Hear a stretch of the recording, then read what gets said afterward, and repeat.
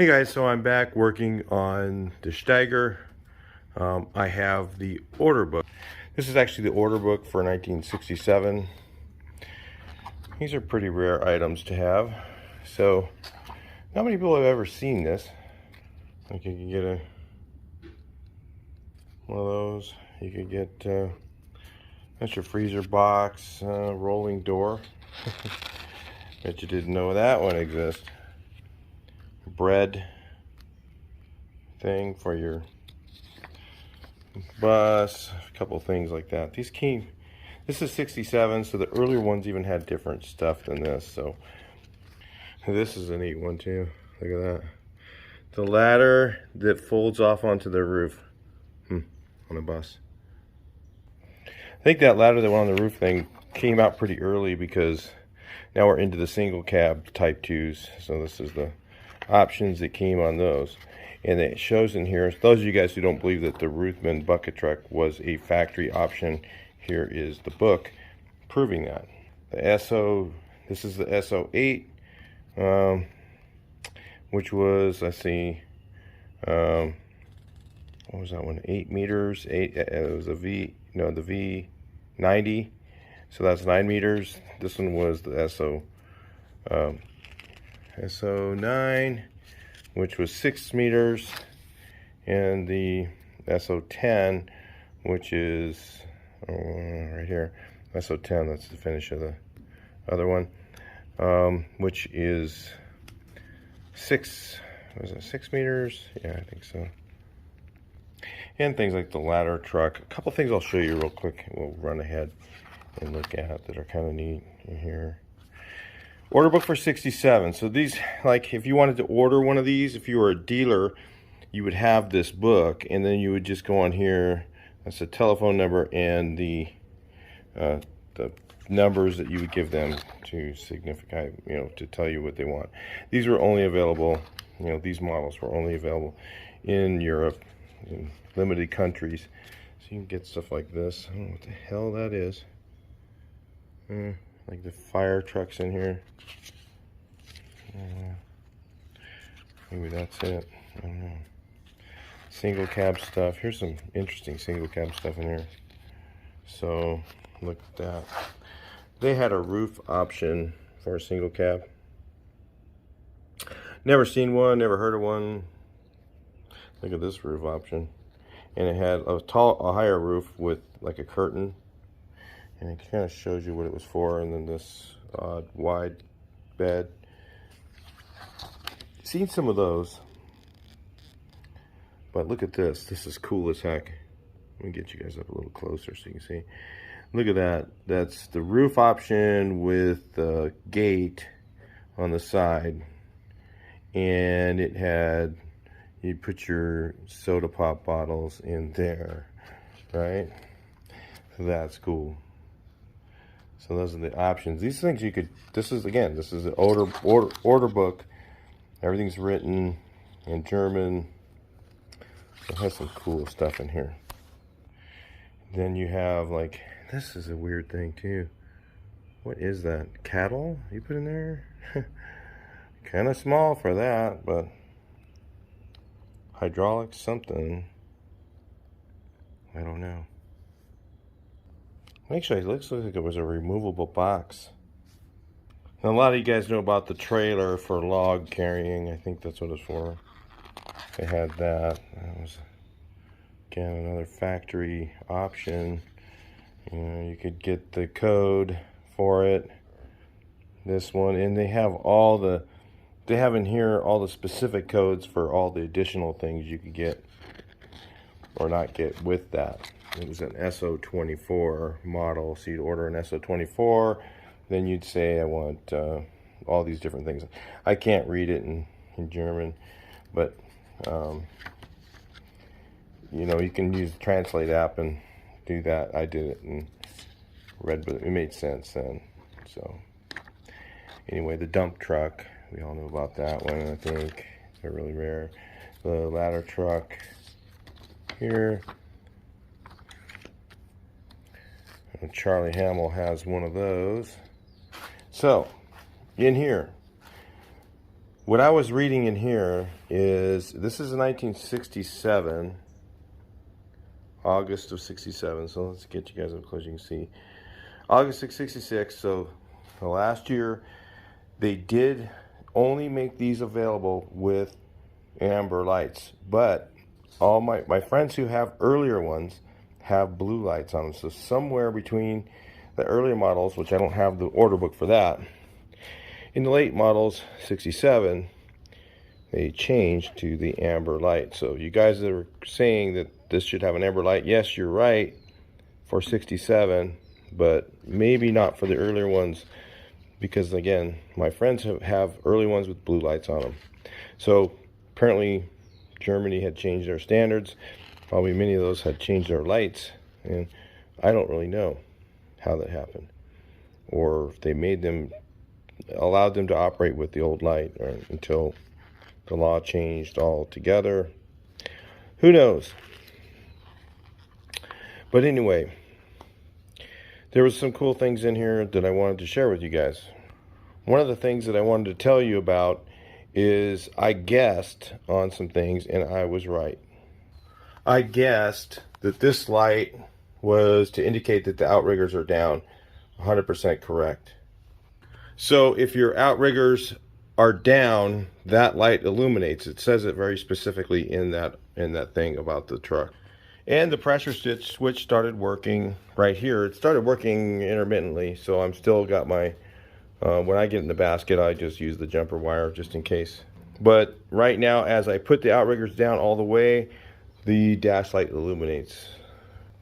The other thing that I was right about is that switch up there is to make it so that you cannot operate the upper boom section until the outriggers are all the way down. So when they're all the way down, you can operate the upper section. Plus, you can't operate the outriggers when the boom is lifted up. So that's what that switch does. I had it exactly the way it was supposed to be.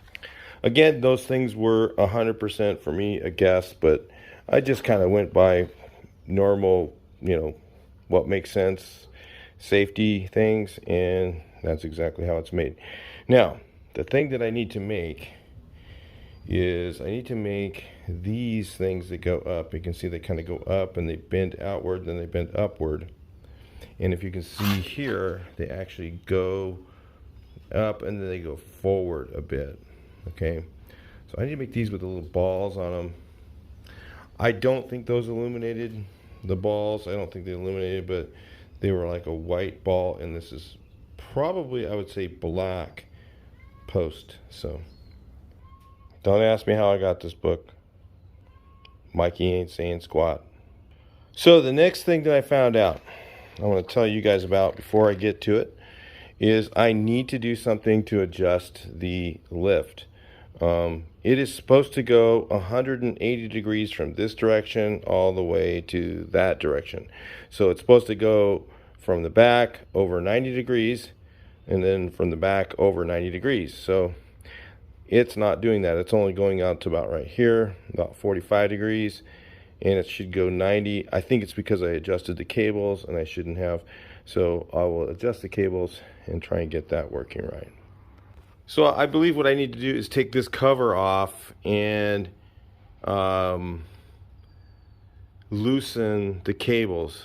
And then what will happen is the hydraulics will push them out, because I tightened them and I probably shouldn't have. It was probably fine just the way it was. So I'll just re-loosen the cables and then work the hydraulics outward, and then it should start operating, go out further, and it should go out 90 degrees this direction. So that's quite a bit difference. I mean, it was only going maybe 30 degrees, maybe something like that. So it should go all the way to here. So, and 188 degrees from that. So basically it'll face us again as well. It actually says all that stuff in this literature, so it's very cool. I've seen a lot of literature on these, but I have not, and I've seen like the brochure, but some of that stuff is not in there that's in this. So it's really cool to have this, to go over some of those things. So yeah, got some work to do. I got to get these things made. I got to get the other things made. The other thing I want to do is I want to make a box that covers this. So it can be just a little very flat box, almost flat, because this looks too new and modern for the old truck. So I just want to put something on here that looks, I mean, what was on there was a clear piece of Plex that was shaped, and then it had, and then originally what you did, as I talked to some other people who had one of these, thank Eric Copland and his girlfriend, she had one and told me that, yeah, you push the solenoids themselves, and you actually push the solenoids. So that's what was on there, and it was just crude. It had like a Plex cover over this thing. You could kind of see them, and you had to, you know, take these two things off, and you would remove that, and then you could push the solenoids. It was kind of an emergency thing. It wasn't something you used all the time, but I know that I'm not going to operate this very much from the basket, because when I put it at a show, I just want to drop the outriggers and raise it up in the air. So I want to have this thing, something working properly. I didn't want to have that. Another thing I noticed in the book, now, I don't think, you know, in 67 they went 12 volts. So it said everything is 12 volts. So I imagine that these were 6. So the earlier ones were 6, but it did say that this stuff was 12 volt, and then I read this after. So I was going to tell you that, but it does talk about this in being 12 volts. Because remember, when I pulled off this light, I did see a 12 volt light bulb in there, so I don't know. Who knows? It had a 6 volt generator engine in it when I got it, so I'm sure it was 6 volts, but I thought it was kind of weird that it had a 12 volt bulb in that. And it does say, I think that light does the same thing as the one on the dash. It, as you put the outriggers down, it illuminates and it tells you that the outriggers are down, and the upper controls are ready to work.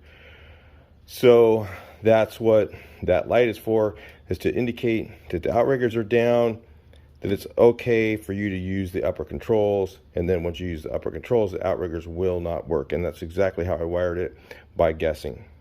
So anyway, I think I'm going to get some tubing. This hole looks like it's in a different place on this thing than it was on the other one, on the picture. Let's look here. It's kind of weird. Yeah, it does. Look where that hole is right there. Let's get you guys up really close so you can see where that is. And the factory hole on this one, you can see it's right next to the hinge, isn't it? No, it's in the same place then, because ours is in right next to the hinge here. So yeah. And I think the reason it bends out like this and then upward is to get out of the field of view of the headlight. That's what I'm thinking. So kind of a weird bend in there. So I want to have those on, and I know why they have them on, because it is so hard to see the width, to guess the width of this thing. It's really weird driving this. It's way wider than you think. You think, oh wow, I'll clear that, and then you're going along and you're going up against the curb and your outrigger's touching the curb. That's how close it is. I mean, they stick way out, so it really needs those things on there. So let's get on it. I'll talk to you guys later in the video. All right, so I got these about 3 inches longer than I think I need to, about 42 inches. What I need to do is get the conduit bender and bend them. I gotta make both the bends the same, so it's really hard to make these things. It's gonna take some time. So let me get the conduit bender and we'll take a look at it. All right, well, it took a few tries, but I got it to here. I'm using a 3/4 inch bender with 1 inch conduit, so it's a little smashing it a little bit, but it'll be fine.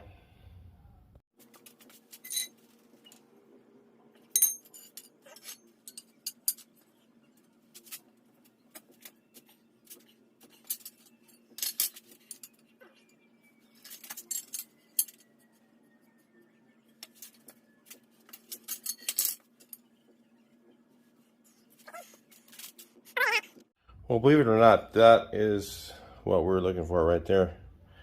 Exactly like that. So I got to make the other one the same. I use this block of wood to make it so that, I'll show you, so that I don't, it's kind of hard to do on camera because it takes several tries, and get it centered, get it straight, and then bend it like this, but it doesn't bend that easy.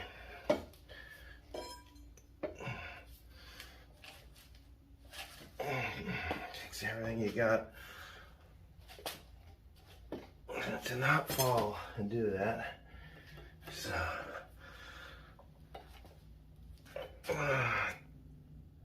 that might be it right there.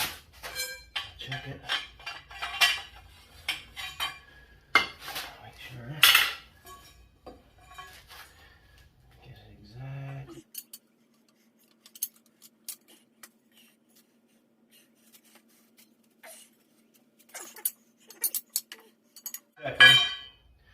They gotta be exactly the same, or they won't look right. So I have these old bolts that I got from before that were just filling in the holes, and I think what I'm going to do is I'm going to weld this pipe on there, and then I'm going to put the other pipe over it, and then punch a hole or two up above here and weld it to give it a little more strength. So because I think if I just weld it on this, it's probably going to break off. So let's do that. I'll bring it back in. Alright, so I ground the welds down like that, and then it fits like that now. So I'll be able to really turn the heat up, which I'm going to blast it. Get that heat really nice and hot, penetrate all the way through this, burn through that a bit, and weld into that other pipe. Then I'm going to cut a hole here, up here somewhere, and fill that in, and that'll kind of give it like a gusset, so it'll be a lot stronger. I think it'll hold on there pretty good then. If you look here at how that Yes welder that I'm using right now, that's with 023 wire. I mean, it still works great for thick steel. I burned right through this 16 gauge pipe and melted really flat weld into that. Turned it up to 6 millimeters thick. And it just melts the stuff. Can't do that with a Harbor Freight, guys. This thing, it's a great welder for the price. So look at how perfectly that Yes welder welded up that hole right there. Really nice and flat. Same thing here. Got a little bumpy guy at the very end. Just grind that off. But you can see how good the penetration is. I could never. With that Harbor Freight welder, it's good, but with this smaller wire, it just doesn't like to weld this thicker steel. Now on the other end, I'm just going to do this, and I got a pool cue ball coming for each one of these. So see how I'm just going to drill them and tap them and put them on here. That's going to be it. Alright, so everything I've been reading in that book, I've been kind of checking out on this thing. One of the things is I was trying to get this thing to go out further. It's supposed to go 180 degrees. I don't know if I'll ever get it to do that, but I got it to go out quite a bit further. It comes out to about like right here. So, and it goes over the same on the other side. So it's a little more, I just don't see the point in me trying to get it to go all the way 180. It wouldn't really help make this thing more usable or anything like that. If you were to use this, you pretty much have to use it to the back or be underneath, whatever you're going to do, because if it's over to the side, there's no way to even do it when you have it 90 degrees. So to the, if it was to be straight out here, it wouldn't really benefit you at all. So because there's no extend and retract. So anyway, we're going to head on to do some of the other stuff here. One of the things that I got these on, so I was showing you guys me making these. I'm waiting for my pool balls to get here. I'm just gonna put pool balls on the top of here. Now these, I don't even know if these were made out of metal. They could have been plastic, but I think I made them out of plastic, there would just be all over the place while I'm trying to drive on the highway, because I don't think this thing was, again, designed to drive on the highway. So we're just going to go with this and then go from there. The other thing I found out is that they were marked with 2070 kilograms. So I'm going to go ahead and letter this out with 2070 kilograms, kg, and that was it. It didn't say anything else, just 27 kilo. That was the maximum weight. And that was on all of them because it said no additional charge. They had, in that book, it says everything in Deutschmarks, so how much they would charge extra for things. And all of us have been wondering what was over there to the side.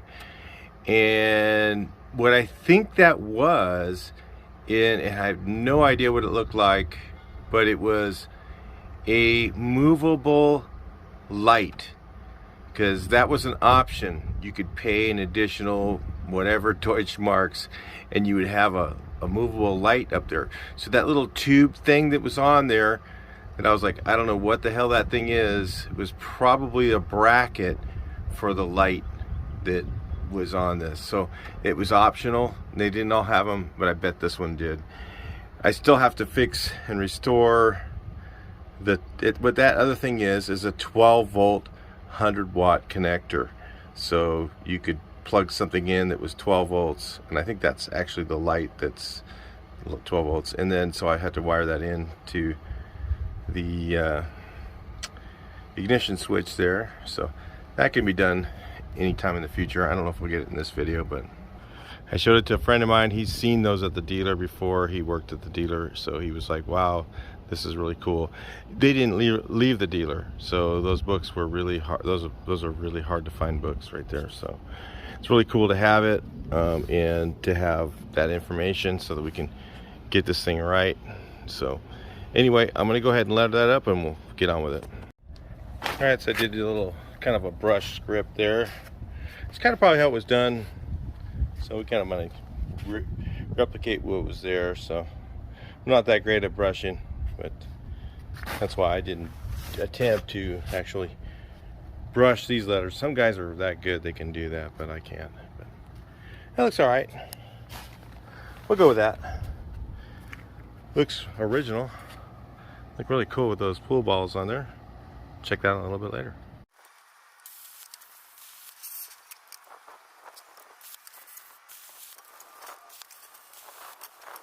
All right, so here we are. Here we got these things on. I mean, they look funky, but I'm gonna probably trim those down to about there. I don't know, they're a little, but they need to be out far enough to where they mark the outrigger, so that's what they're for. So anyway, I got this thing on high idle. What I'm gonna do real quick is I'm gonna lower the front outrigger, so I'm gonna show you guys that it does this too. So you can just set this to here. One of the things if you look at the order book, I think I showed you guys in the beginning of the video, it talks about that you can just do that. So let's try it and see how it works, just lowering the front. It's for like a quick little, want to lift up real quick. Maybe we'll go out in the basket and check it out real quick before we go to the show tomorrow.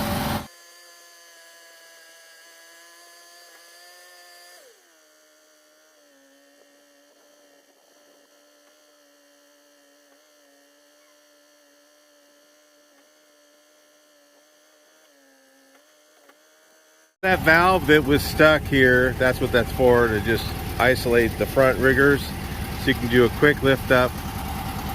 You know, I don't know, it had a weight limitation for that, and I'm certain it's above what I weigh, so I'm not worried about that. But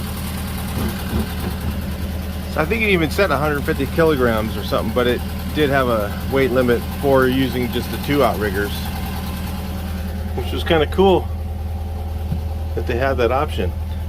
So the question is, do I have good enough piano fingers to do this on my own? So you guys can feel what it's like up here.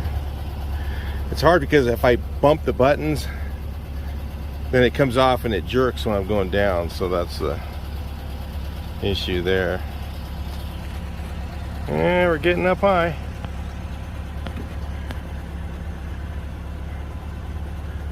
I took Shin all the way up. He got a cool photo. You guys will see it probably in the magazine coming up. Hot VW's magazine. So I want to make sure you got your Hot VWs going on too, because you got some pretty cool photos from up here. There we go. We're getting up here.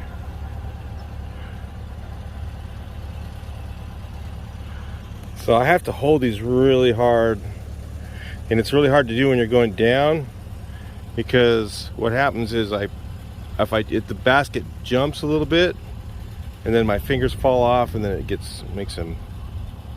Let's go all the way up. All the way. Should we go for it?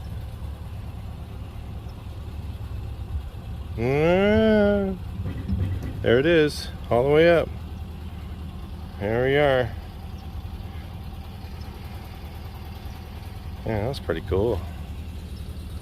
It's pretty high up here. Okay, let's try and go down. Goes down a lot faster than it goes up. You feel that? See how quick it goes down? Woo! Man, it goes down quick, but not that. I mean, it's doable. Oh, then I bumped the buttons. That's what happened there. That didn't bottom out. But you bend your knees a little bit when you're going down, so that it lands safely. All right, let's go up again.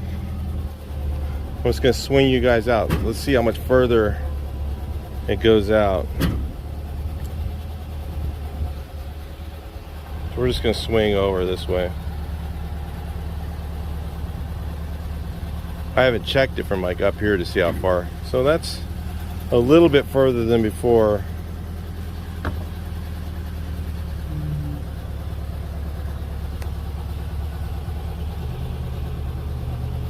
And all that's running off a VW engine. I mean, a lot of things ran on those 40-horse engines. The reason they want the 40-horse in this is because it's just meant to just run and run and run. So this side goes a little bit further. So I can get all the way over to here now. It's supposed to do 180 all the way to here and all the way over there, but I don't know if I'm going to even try to get all that to work, because it's just kind of useless for that. It wouldn't really help you much. I mean, you could pull up alongside to something and go up, but you could just pull up a little bit further up and reach it like this. Because to fix that, it's like you have to lengthen or shorten the cables.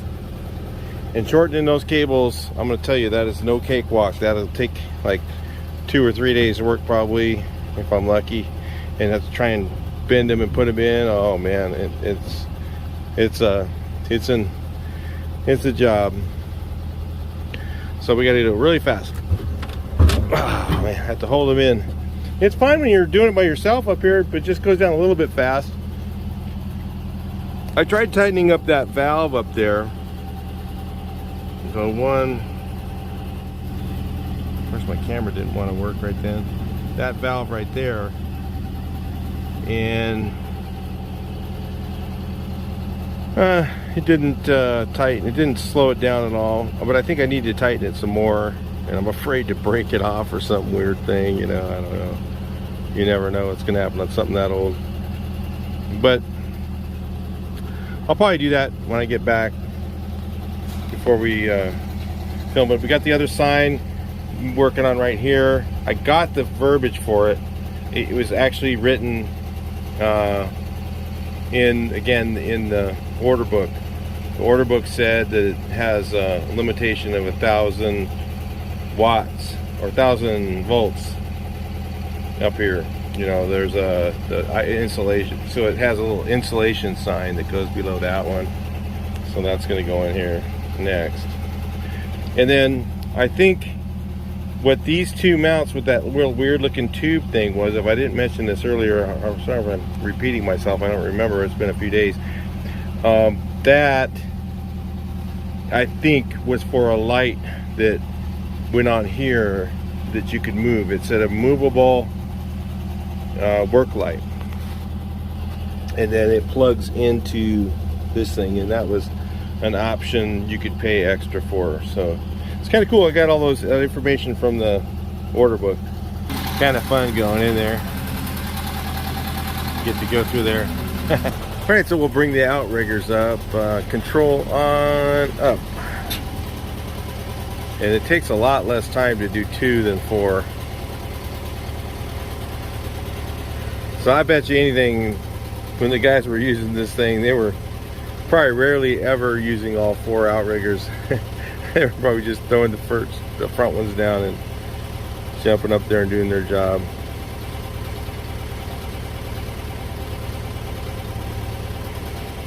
Anyway,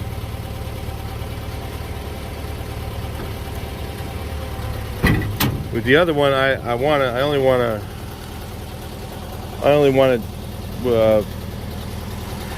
to put the outriggers on when it's on fast idle. So I was looking around on there, and it shows the weight for the front and rear. So I was looking. If you can look very faintly on the pictures, you can see numbers on here. And when I looked up the end codes on this thing, it said it had the weight limitation, something that indicated that. And that's what that was. It's just, I didn't know what it is, what is it? But it's just a number on there that says how many kilograms the front is and how many kilograms the rear is. And it was like located, over the wheel here, centered over the wheel, and then right here it would say how many kilograms the front weight maximum is. So I guess maybe they went through scales, or who knows. I don't know what they would do over there, but anyway, here this wouldn't be required to go through the scales. It's not over 10,000 pounds, and the lift is removable. If it was permanently attached, I might plead the fifth and just go buy it anyway, but you're probably supposed to. But if it's not attached to it, if it's still a pickup truck, so this is a pickup truck with a lift on it, you can unbolt and remove. So that's still a pickup truck, and they all say no pickups, so we're fine. I could see just taking this thing through banding scales. Those guys would just look at you. They definitely would do an inspection. They would be just like, no, we're going to inspect this thing just because it's in here, because we want to check it out.